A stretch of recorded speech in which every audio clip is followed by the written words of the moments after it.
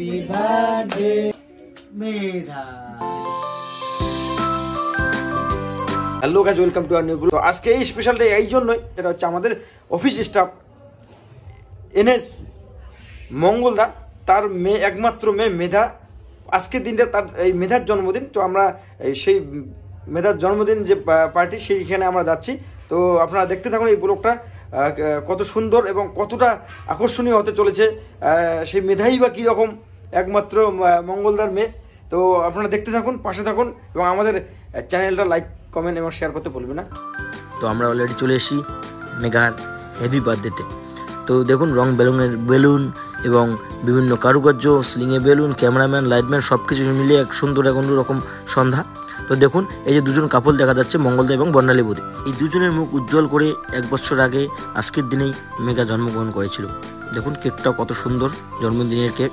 এবং মেঘাও কেক কাটবার জন্য খুবই ব্যস্ত হয়ে পড়েছে। মেঘার বাবা মায়ের কেক কাটবার জন্য প্রস্তুত। আবার দেখে সেই রুমটা কত সুন্দর কারুকার্য এবং কত রং বেরঙের বেলুন দিয়ে সাজানো সেই রুমটা। তো সবাই মেঘার সাথে ছবি উঠবার জন্য একটু চেষ্টা করছে এবং মেঘার সেই পুরনো দিনের যাতে দেখতে পারে, সেই পুরনো স্মৃতিগুলো তুলে ধরা হচ্ছে, যাতে ছবিগুলো রাখা হবে স্মৃতি হিসেবে।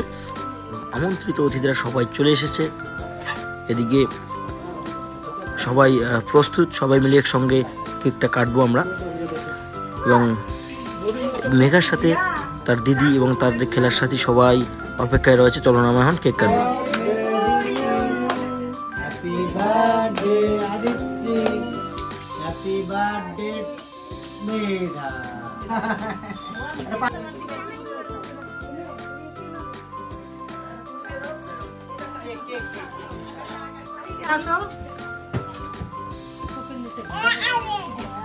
খাওয়ার আগে